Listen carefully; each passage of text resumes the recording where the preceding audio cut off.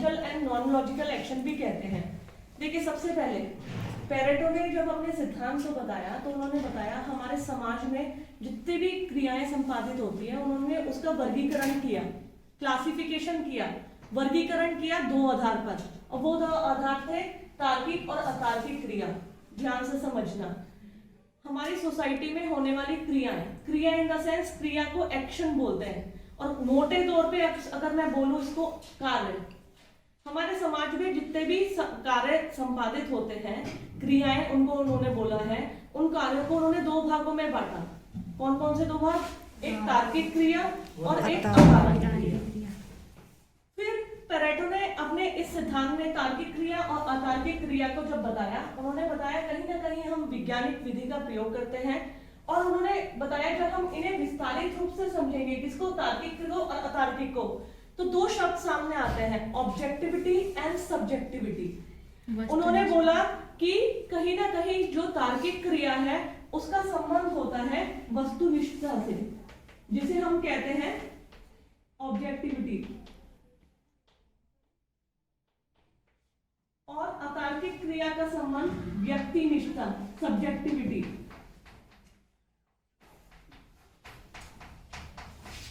ठीक है, दो शब्द आए, वस्तुनिष्ठता और व्यक्तिनिष्ठता, ऑब्जेक्टिविटी एंड सब्जेक्टिविटी। सबसे पहले देखिए, अगर इसे पूरे टोटल सिद्धांत को समझना है, इन दो शब्दों का अर्थ या इनका तुम्हें अर्थ वास्तव में इसके पीछे के पहलू क्या है, जब तक वो नहीं समझोगे ये पूरा सिद्धांत नहीं समझ में आएगा। मैं तो कहती हूँ मैथमेटिक्स की तरह ये सिद्धांत है। एक पार्ट को जब तक दूसरे को क्लियरिफाई नहीं करोगे, जब तक उसको प्रूव नहीं करोगे, तब तक तुम्हें ये वाला पार्ट क्लियर नहीं होगा। मैथ्स की यही तो टर्म्स होती है। तो तार्किक क्रिया का संबंध किससे बोला है उन्होंने? वस्तुनिष्ठता से, जिसे हम कहते हैं ऑब्जेक्टिविटी। अतार्किक क्रिया का संबंध उन्होंने बताया व्यक्तिनिष्ठता से, जिसे हम कहते हैं सब्जेक्टिविटी। देखिए, अब मैं तुम्हें पहले सबसे पहले पूरा सिद्धांत क्लियर करने से पहले इन दोनों का विस्तार से अर्थ बताती हूँ विद एग्जाम्पल। और एग्जाम में जब आप इसका आंसर लिखेंगे, जिस तरीके से मैं आपको विद एग्जाम्पल बता रही हूँ उसी तरीके से आपको डिफाइन करना है। ठीक है, फर्स्ट मैंने बताया वस्तुनिष्ठता। देखो, वस्तुनिष्ठता का आधार होता है वैज्ञानिक। जैसे जो घटना जिस रूप में घटित होती है, जैसे फॉर एग्जाम्पल कोई भी घटना देख रहे हैं आप, जिस रूप में घटित होती है ठीक उसी रूप में उसका चित्रण कर देना, यानी उसको बता देना, उसको समझा देना, दैट इज कॉल्ड ऑब्जेक्टिविटी। उसे हम कहते हैं वस्तुनिष्ठता। इसको मैं हम लोग को बहाकर अपने साथ ले गई। इतनी बड़ी ये त्रासदी थी कि इसने अपने रास्ते में आने वाली हर चीज को तबाह और विनष्ट कर दिया। हजारों लोग, हजारों श्रद्धालु इसकी चपेट में आ गए थे। मेरी बात समझने की कोशिश करना। मैं आपको बता रही हूँ तार्किक क्रिया, वस्तुनिष्ठता यानी ऑब्जेक्टिविटी के बारे में।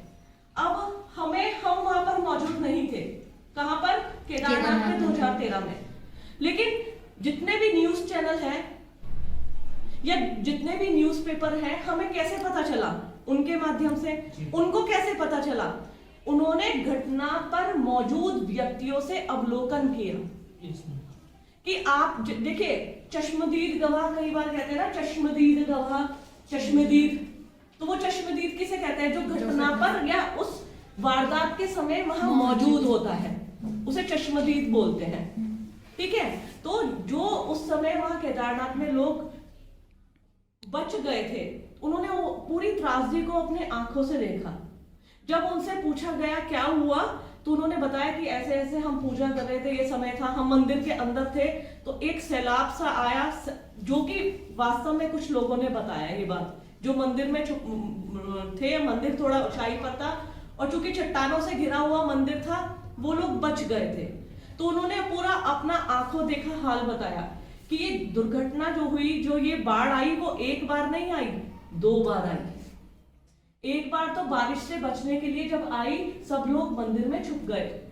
ठीक है, फिर उन्होंने कहा कुछ लोग तो उसके बावजूद भी मर गए, क्योंकि उन्होंने सोचा अब ये विभीषिका दोबारा नहीं आएगी। लेकिन सुबह के समय 17 जून को, 16 को तो आई, 17 जून को सुबह दोबारा से वो विभीषिका आई। क्योंकि जब लेक टूटी, वो आधा टूटी थी, वैज्ञानिकों का ऐसा मानना था, लेकिन जब वो 17 की मॉर्निंग में दोबारा टूटी, तो बचा हुआ जितना पानी था वो दोबारा सैलाब आ गया, जो बाकी बच्चे लोग अपनी जान बचाने के लिए इधर उधर भाग रहे थे, तो वो सब उस काल के गाल में समा गए। तो जिन लोगों ने हमने जिन लोगों से पूछा, उन्होंने प्रत्यक्ष घटना का वर्णन जो उनकी आंखों के सामने हुआ, उन्होंने हूबहू उसी तरीके से न्यूज चैनलों को हमें या इंटरव्यू के माध्यम से बता दिया। जो घटना जिस रूप में घटित हुई, ठीक उसी रूप में जब उसका चित्रण करते हैं तो उसे कहते हैं वस्तुनिष्ठता। समझ में आया? ऑब्जेक्टिविटी। और ये जो होती है कहीं ना कहीं वैज्ञानिक होती है। वैज्ञानिक क्यों कहा जाता है इसे? क्योंकि वैज्ञानिकता में तथ्यों का, फैक्ट्स का सहारा लिया जाता है। उन्होंने प्रत्यक्ष घटना का वर्णन जो उनकी आंखों के सामने हुआ, उन्होंने हूबहू उसी तरीके से न्यूज चैनलों को हमें या इंटरव्यू के माध्यम से बता दिया। जो घटना जिस रूप में घटित हुई, ठीक उसी रूप में जब उसका चित्रण करते हैं तो उसे कहते हैं वस्तुनिष्ठता। समझ में आया? ऑब्जेक्टिविटी। और ये जो होती है कहीं ना कहीं वैज्ञानिक होती है। वैज्ञानिक क्यों कहा जाता है इसे? क्योंकि वैज्ञानिकता में तथ्यों का, फैक्ट्स का सहारा लिया जाता है। ऐसा नहीं अपनी मर्जी से या मनगढ़ंत कहानियां बताई जाती है, ऐसा नहीं होता, उसे हम वस्तुनिष्ठता नहीं कहेंगे। फिर इसमें वैज्ञानिकता इसलिए कहते हैं क्योंकि ये वैज्ञानिक प्रमाणित होती है। सिर्फ एक व्यक्ति के कहने पे इसको प्रमाणिक नहीं माना जाता है। जब तक 2 लोग उसकी पुष्टि ना कर दें, 3 लोग ना कर दें और काफी लोग अपना आंखों देखा हाल ना बता दें, तब तो उसको प्रमाणिक नहीं माना जाता। इसीलिए इसे वैज्ञानिक पद्धति का भी एक पार्ट माना जाता है।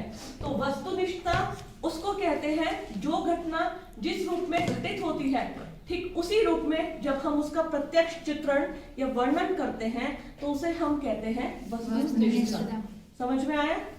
एक टर्म आई है व्यक्तिनिष्ठता। व्यक्तिनिष्ठता देखिए, वस्तुनिष्ठता में तो हम जैसी घटना घटित हुई उसका वर्णन कर दिया। व्यक्तिनिष्ठता कहते हैं जब एक व्यक्ति अपने व्यक्तिगत विचारों को किसी घटना में सम्मिलित कर देता है। अब फॉर एग्जाम्पल, अभी मैंने आपको केदारनाथ त्रासदी का एग्जाम्पल दिया, बताया। कुछ लोग ऐसे थे जो घटना के समय घटना स्थल पर मौजूद नहीं थे, गांव में रहने वाले थे। अब उन्होंने जानने की, आसपास के लोगों ने क्यूरियोसिटी करी, उन्होंने कैमरा कभी नहीं देखा था या उन्होंने कितना ऐसा वो नहीं देखा था, लोगों से पूछकर जो उनके पास अधूरा ज्ञान था, कहने का मतलब जो अधूरा ज्ञान था उस ज्ञान के आधार पर उन्होंने घटना को इंटरप्रेट किया, मतलब उसका वर्णन किया, और वो भी गलत तरीके से। क्योंकि उन्होंने कहा कि ऐसे ऐसे बादल फटा, लोगों में अफरा तफरी फैली, हमने देखा ग्लेशियर का एक बड़ा टुकड़ा और खिसका आया, झील के अंदर गिरा, झील टूट गई, जबकि ये सत्यता नहीं है। व्यक्ति ने अपने व्यक्तिगत विचारों को उसमें सम्मिलित कर दिया। इसको एक और एग्जांपल से समझाऊंगी आपको मैं। देखिए, उदाहरण के तौर पर आप सड़क पे जा रहे थे और जाते जाते आपने देखा कि एक पहाड़ी पे से एक गाड़ी गिर गई। ठीक है, गाड़ी गिर गई और वहां दुर्घटना हो गई, लोग इकट्ठा हो गए और बचाने की, ड्राइवर को या गाड़ी के अंदर बैठे लोगों को बचाने की कोशिश करने लगे। कुछ व्यक्ति तब वहां मौजूद हुए या तब आया कि ये कहीं ना कहीं गाड़ी गिराएगा, और हमारे देखते देखते उसने शराब के नशे में गाड़ी को पहाड़ी से गिरा दिया। That is called subjectivity. जब एक व्यक्ति किसी घटना के पीछे या किसी पूरी व्यवस्था के पीछे अपने व्यक्तिगत विचारों का समावेश उसके अंतर्गत कर देता है, उसे हम कहते हैं व्यक्तिनिष्ठता, सब्जेक्टिविटी। इसमें विज्ञान का कोई स्थान नहीं होता, क्योंकि ये तो व्यक्ति के मानसिक उपज है। जो भी उसके दिमाग में आया उसने उसके बदले में उसको बता दिया। ना तो ये प्रामाणिक होती है व्यक्तिनिष्ठता, ना तो प्रामाणिक होती है, ना तार्किक होती है, इसे, है ना, और इसमें विज्ञान का भी कोई रोल या भूमिका नहीं होती है, इसलिए इसे कहा जाता है व्यक्तिनिष्ठता, सब्जेक्टिविटी। अब मैं तुम्हें बताती, देखो हम बात कर रहे थे विल्फ्रेड पेरेटो के तार्किक और अतार्किक क्रिया के सिद्धांत की। विल्फ्रेड पेरेटो कहता है हमें समाज में जितने भी क्रियाएं होती हैं उनका वर्गीकरण 2 आधार पर क्रिया है, एक तार्किक क्रिया और अतार्किक क्रिया। पेरेटो कहते हैं तार्किक क्रिया का संबंध होता है वस्तुनिष्ठता से, ऑब्जेक्टिविटी से, जो अभी मैंने तुम्हें बताया है, और अतार्किक क्रिया का संबंध होता है व्यक्तिनिष्ठता से। जो कि अभी अभी मैंने तुम्हें डिफाइन किया है। देखिए तार्किक यानी तर्क पर आधारित, लॉजिक्स, हम जितने भी फैक्ट्स लॉजिक का प्रयोग करते हैं वो करते हैं वैज्ञानिक अध्ययन में। वैज्ञानिक अध्ययन में हम लॉजिक के आधार पर, तथ्यों के आधार पर कि ग्रहण हुआ तो क्या कारण थे, पूरे हमने खगोल शास्त्र के अनुसार देखा इस तिथि को जो है सूर्य ग्रहण होने वाला है क्योंकि चंद्रमा सूर्य और पृथ्वी के बीच में आ जाएगा, इस कारण लॉजिकल एक्शंस।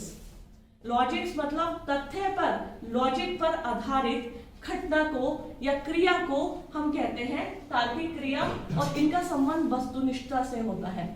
और जहां व्यक्ति अपने व्यक्तिगत विचारों को मिला देता है, जहां लॉजिक्स का कोई स्थान नहीं होता, वो तो व्यक्ति के दिमाग की उपज होती है, कहीं ना कहीं व्यक्तिगत विचारों का उसमें समावेश हो जाता है, तो उसे हम कहते हैं नॉन लॉजिकल एक्शन। तभी तो इसे बोला गया नॉन लॉजिकल, मतलब अतार्किक। इसमें तार्किकता का कोई स्थान नहीं है, तार्किकता की कोई भूमिका भी नहीं है, क्योंकि कहीं ना कहीं ये तथ्यों पर आधारित नहीं होते, ये तो व्यक्तिगत विचारों से प्रभावित होते हैं, व्यक्तिगत दिमाग की उपज होते हैं, तो इसे कहते हैं नॉन लॉजिकल एक्शन।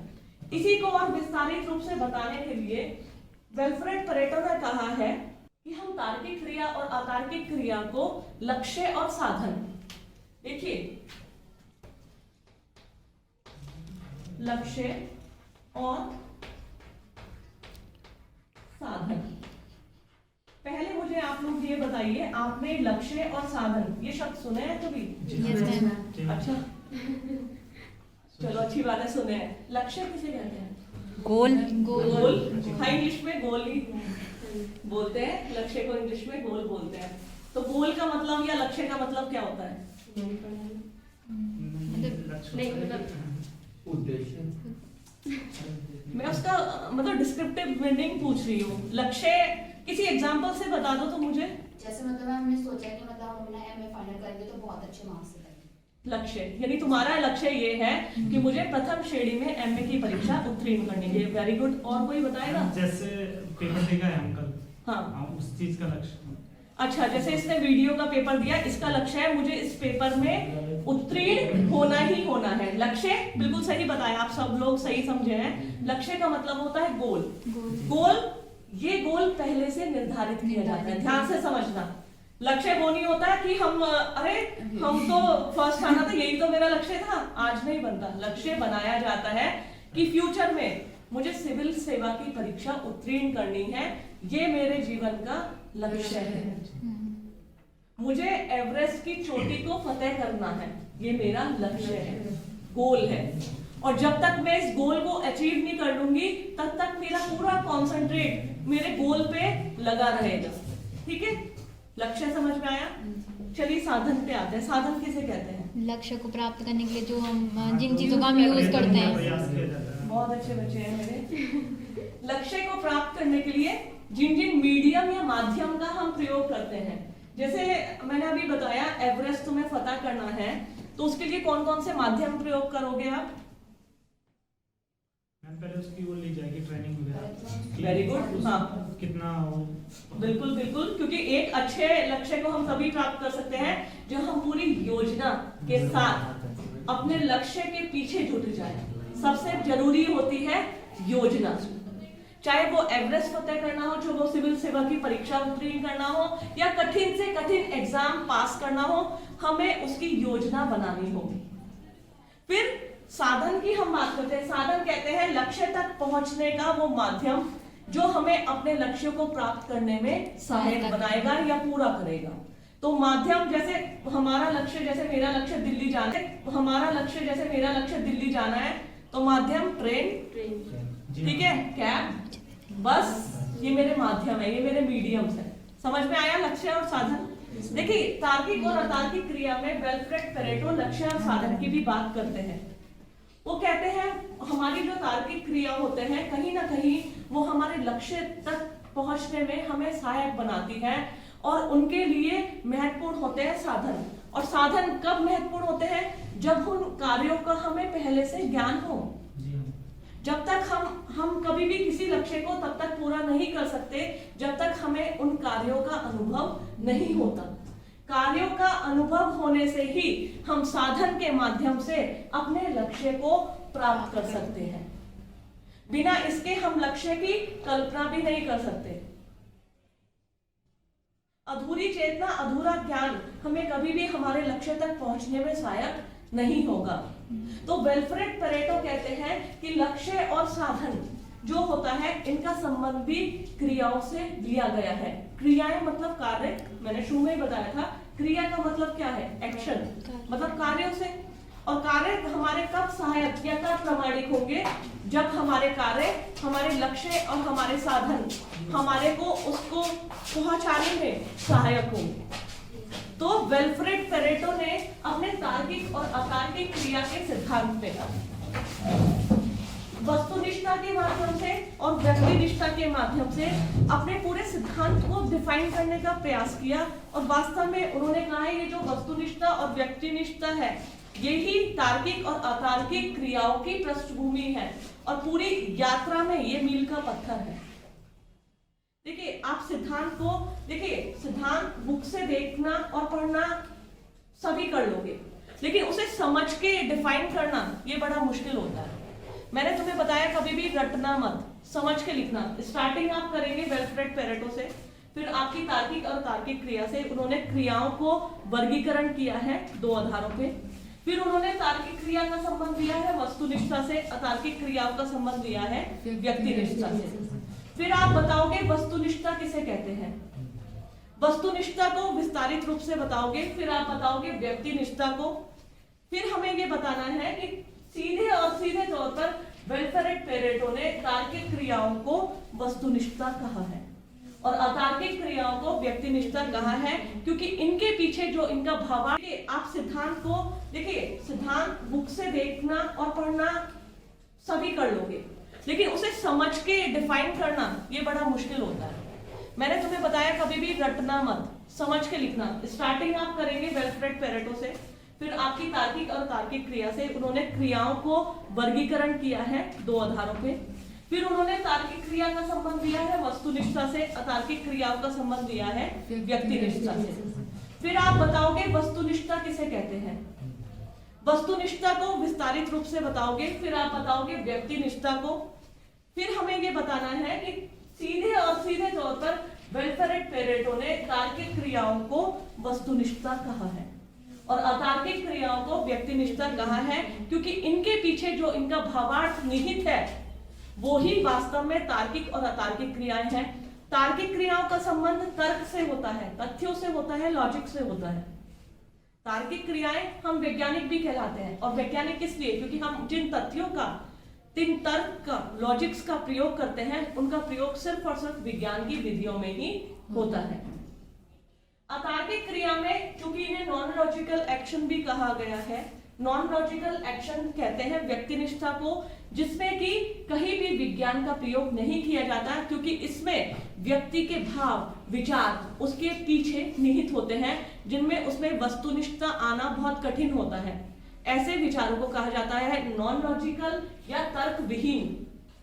तर्क पर आधारित नहीं, तर्क विहीन, तर्क से परे, नॉन लॉजिकल एक्शन। तो ऐसे कार्य, ऐसी क्रियाएं जिनमें व्यक्ति के व्यक्तिगत भावों का, विचारों का समावेश होता है, उन्हें कहा जाता है नॉन लॉजिकल एक्शन। इन्हें उन्होंने लक्ष्य और साधन के माध्यम से भी समझाया है। फिर उन्होंने सिंगल वर्ड, तर्क और अतर्क, इसके आधार पर लॉजिकल और नॉन लॉजिकल, इसके आधार पर भी समझाया कि किस प्रकार लॉजिकल जो होता है उसका रिलेशन साइंस से होता है, नॉन लॉजिकल का रिलेशन होता है व्यक्तिगत के विचारों, भावों से। तो ये था विल्फ्रेड पेरेटो का तार्किक और अतार्किक क्रिया का